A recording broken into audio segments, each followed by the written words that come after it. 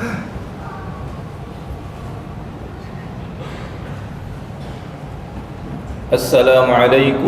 warahmatullahi wabarakatuh. Waalaikumsalam warahmatullahi wabarakatuh. Allahu Akbar, Allahu Akbar, Allahu Akbar.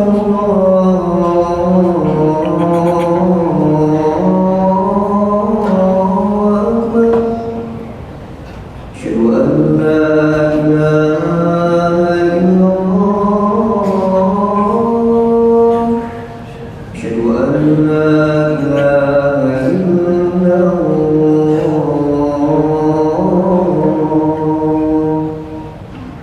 Asyhadu anna Muhammadan Rasulullah. Asyhadu anna Muhammadan Rasulullah.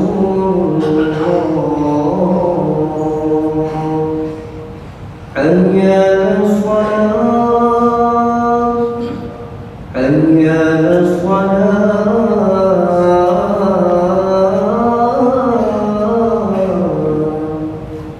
hayya 'alal falah, hayya 'alal falah.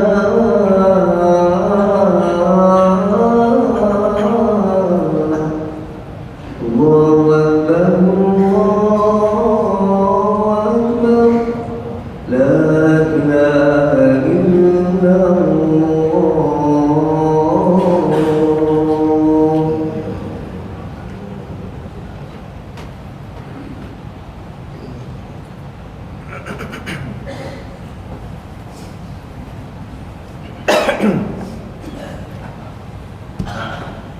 Innal hamdalillah nahmaduhu wa nasta'inuhu wa nastaghfiruh wa na'udzu billahi min shururi anfusina wa min sayyiati a'malina.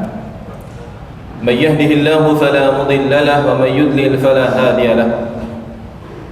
Ashhadu an la ilaha illallah wahdahu la sharika lahu shahadata sidqin wa haqq, wa ashhadu anna Muhammadan 'abduhu wa rasuluh al-mab'utsu rahmatan lil 'alamin. Allahumma salli wa sallim wa zid wa barik wa an'im ala habibina wa nabiyyina wa maulana Muhammadin wa ala alihi wa sahbihi ajma'in. Amma ba'du, fa ya ibadallah, أوصي نفسي وإياكم بتقوى الله وطاعته لعلكم تفلحون. وقال تعالى في كتابه الكريم: يا أيها الذين آمنوا اتقوا الله حق تقاته ولا تموتن إلا وأنتم مسلمون. صدق الله العظيم وصدق رسول الله صلى الله عليه وسلم. معاشر المسلمين, jamaah salat Jumat rahimani wa rahimakumullah. Pujian hanya milik Allah Subhanahu wa ta'ala yang telah melimpah curahkan kepada kita beragam kenikmatan, terkhusus nikmat iman, nikmat Islam dan nikmat hidayah, sehingga kita bisa berkumpul di rumah Allah menjalankan kewajiban salat Jumat berjamaah. Setiap ketaatan yang kita lakukan di hadapan Allah bukan semata-mata karena kehebatan kita, kekuatan kita, bukan, namun semata-mata karena pertolongan Allah kepada kita, karena kekuatan yang Allah berikan kepada kita. Maka wajar saat ada seruan memanggil-manggil kita, hayya 'alas shalah, hayya 'alal falah, kita menjawabnya dengan penuh kesadaran diri. Kita sadar tidak ada daya, tidak ada upaya, tidak ada kekuatan untuk melakukan ketaatan, melainkan kekuatan dari Allah Subhanahu wa ta'ala. Sebuah jawaban la haula wa la quwwata illa billah adalah respon kesadaran diri bahwa kita tidak ada apa-apanya tanpa pertolongan dan kekuatan dari Allah Subhanahu wa ta'ala. Hadirin jamaah Jumat rahimani wa rahimakumullah. Setiap hari kita meminta kepada Allah agar diberikan petunjuk jalan yang lurus. Jalan siapa? Jalan orang-orang yang telah diberikan nikmat oleh Allah, yang kisah-kisahnya digambarkan dalam Al-Quran, bukan jalan-jalan orang yang telah Allah murkai dan orang yang tersesat di jalan Allah Subhanahu wa ta'ala. Dan juga kisahnya di dalam Al-Quran disebutkan begitu banyak. Dan siang hari ini di kesempatan khutbah Jumat ini kita akan belajar dari perjalanan bangsa Madian yang dibinasakan oleh Allah Subhanahu wa ta'ala.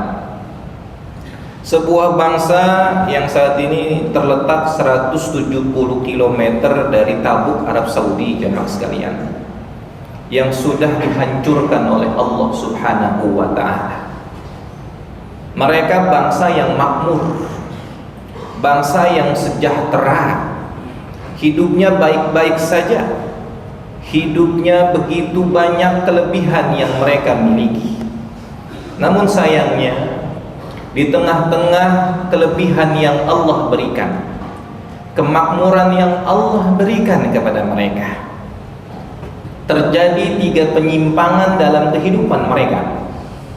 Yang pertama, penyimpangan akidah. Mereka dikenal dengan bangsa yang disebut sebagai Ashabul Aikah, salah satu inisiator penyembah pohon besar. Pohon-pohon besar yang mereka anggap keramat, disembah, dipuji-puji, diberikan seserahan, diberikan berbagai macam persembahan, karena mereka meyakini pohon-pohon itu membawa manfaat bagi kehidupan mereka. Ashabul Aikah, sebuah gambaran penyimpangan akidah yang merebak di tengah masyarakat. Penyimpangan yang kedua, penyimpangan moral, di mana bangsa Madian ini terkenal dengan bagaimana bangsa penyamun, perampok, pembegal, dan mereka tidak segan-segan menghabisi nyawa korban-korban yang mereka rampok. Sangat terkenal bangsa tersebut, orang-orangnya, masyarakatnya terkenal dengan perilaku yang sangat zalim. Yang ketiga, yang tidak kalah dahsyatnya, penyimpangan yang terjadi adalah penyimpangan sosial, di mana mereka terbiasa menormalisasikan kecurangan dalam muamalah yang mereka lakukan setiap harinya. Berawal dari kecurangan yang kecil, hanya receh jamaah sekalian. Namun berawal dari kecurangan kecil ini merebak sehingga menjadi menormalisasikan penyimpangan-penyimpangan besar, kecurangan-kecurangan besar lainnya. Maka Allah Subhanahu wa ta'ala mengutus salah satu nabi yang dijuluki Khatibul Anbiya karena kemampuan orasinya yang luar biasa, kemampuan public speaking yang luar biasa. Nabi Syuaib namanya. Nabi Syuaib salah satu nabi dari kalangan bangsa Arab, karena hanya ada 4 nabi dari nabi-nabi yang kita kenal jemaah. Hanya ada 4 nabi yang murni keturunan bangsa Arab.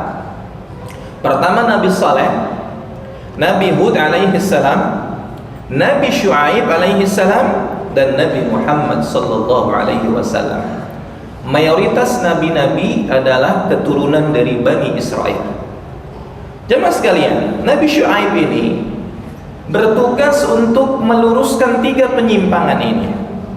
Maka tugas pertama beliau adalah bagaimana mengajarkan tauhid kepada masyarakat, di mana kalimat tauhid ini coba diajarkan kepada bangsa Madian untuk bagaimana mereka meninggalkan kebiasaan menyembah pohon-pohon besar itu.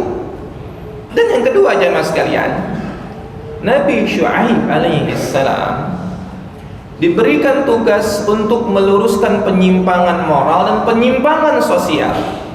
Ada satu pesan yang beliau sampaikan kepada bangsa Madian. Apa pesannya? Wala tanqusul mikyala wal mizan inni arakum bi khair inni akhafu alaikum azab yaumin muhit. Beliau menyampaikan, pesan edukasi secara persuasif. Beliau mengajak baik-baik jemaah. Bagaimana masyarakat Madian untuk menghindari perilaku-perilaku curang. Tangkusul mikyala wal miwalan tangkusul mikya wal mizan. Jangan sekali-kali mengurangi timbangan saat kalian bermuamalah, saat kalian melakukan jual beli. Inni arakum bi khair. Aku melihat kalian dalam keadaan baik. Hidup kalian sudah banyak kelebihan. Hidup kalian sudah makmur. Kalian sudah sejahtera. Kalau kalian membiarkan penyimpangan ini terus merebak, membiarkan menormalisasikan kecurangan, menormalisasikan penyimpangan akidah, inni akhafu alaikum adzab yaumin muhit. Aku khawatir kalian nanti akan diberikan siksaan, hukuman dari Allah. Apa respon mereka? Mereka menutup telinga. Mereka justru mencaci maki nabinya. Mereka justru mengabaikan nabinya. Sehingga apa yang terjadi jemaah sekalian?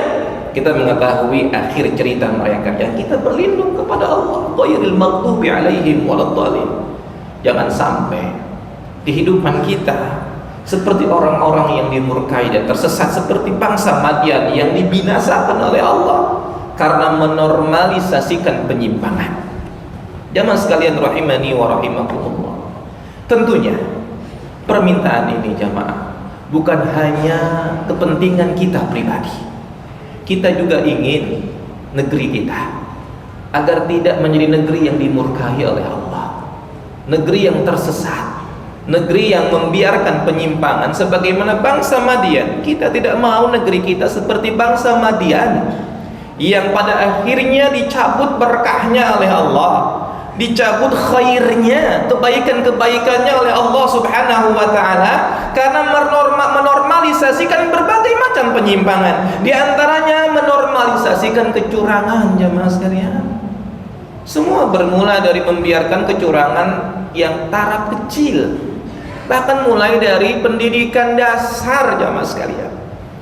Begitu dinormalisasikannya penyimpangan, kecurangan mulai dari sekolah. Saat anak-anak kita dibiarkan melakukan kecurangan saat ujiannya misalkan, kecurangan saat melakukan perlombaan jemaah sekalian, sehingga kecurangan-kecurangan kecil ini dianggap wajar, lumrah, normal, sehingga apa yang terjadi? Di masyarakat pun akhirnya mereka tumbuh menjadi pribadi yang mutaffifin, pribadi yang hanya ingin menguntungkan pribadinya.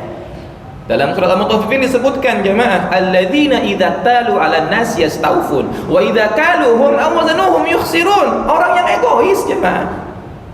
Orang yang ketika dia membeli sesuatu, giliran untuk dirinya, mereka minta tambah, mereka minta dilebihkan. Ketika mereka menjual, mereka kurang-kurangi. Demi apa jemaah? Demi at-tatfif, keuntungan yang sebenarnya receh. Disebut at-tatfif jemaah, sesuatu yang receh, enggak banyak keuntungannya jemaah. Karena mereka menganggap ini keuntungan kecil, sehingga dianggap wajar.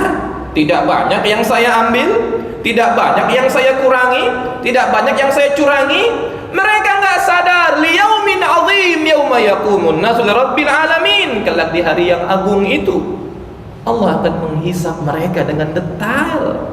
Maka jamaah sekalian, wajar semua hal yang dari kecil itu menormalisasikan hal-hal yang kecil, sehingga hal-hal yang besar, penyimpangan-penyimpangan besar pun akhirnya dianggap wajar. Apa yang terjadi? Kehancuran, tercabut keberkahan dari Allah Subhanahu wa taala. Maka jamaah, kita membutuhkan seorang seperti Khatibul Anbiya Nabi Syuaib yang menjadi whistleblower, peniup peluit, yang mengingatkan sekelilingnya, mengingatkan handai taulannya, mengingatkan lingkungannya, mengingatkan kerabat kerjanya. Untuk apa? Untuk berhati-hati dengan berbagai penyimpangan. Man ra'a minkum munkaran falyughayyir biyadihi. Barang siapa di antara kalian melihat yang mungkar-mungkar, yang menyimpang, hal-hal yang sifatnya adalah keluar dari batasan-batasan, respon, rubah dengan biadih, dengan power yang kita miliki. Siapapun di antara kita yang punya pengaruh jamaah, entah di perusahaannya, entah di masyarakatnya, jika kita punya pengaruh, punya power, gunakan power itu untuk merubah berbagai penyimpangan yang ada di sekeliling kita. Fa illam yastati' fa bilisani. Jika tidak mampu dengan power, kita bukan orang yang punya kekuatan, tidak punya pengaruh bagi orang-orang sekeliling kita, paling tidak dengan lisan. Dan setidaknya jamaah, fa illam yastati' fa biqalbih. Setidaknya hati kita menolak. Jika hati kita dalam hati menolak berbagai hal yang tidak baik jamaah, menyimpang di depan mata kita, ketidakadilan, kezaliman yang ada di hadapan kita, dalam hati kita menolak, bersyukurlah jamaah. Artinya apa? Tanda-tanda iman masih bersemayam dalam jiwa dan hati kita. Itulah yang disebut sebagai adhaful iman, kata Nabi. Itulah selemah-lemahnya iman. Tidak apa-apa jemaah, masih ada iman. Yang bahaya adalah jika kita merasa fine-fine saja, baik-baik saja, merasa tidak ada apa-apa. Jika ada penyimpangan yang jelas-jelas ada di depan mata kita, ketidakadilan, berbagai kezaliman, berbagai penyimpangan, kita merasa baik-baik saja, merasa tidak ada masalah yang besar, maka berhati-hatilah. Boleh jadi iman telah tercabut dalam kehidupan kita. Semoga Allah Subhanahu wa ta'ala menyelamatkan kita, sebagaimana kita dijauhkan dari sifat-sifat bangsa Madian yang dihancurkan keberkahannya oleh Allah, dicerabutkan keberkahannya oleh Allah Subhanahu wa ta'ala. Aqulu qawli hadza astaghfirullahal azim li wa lakum.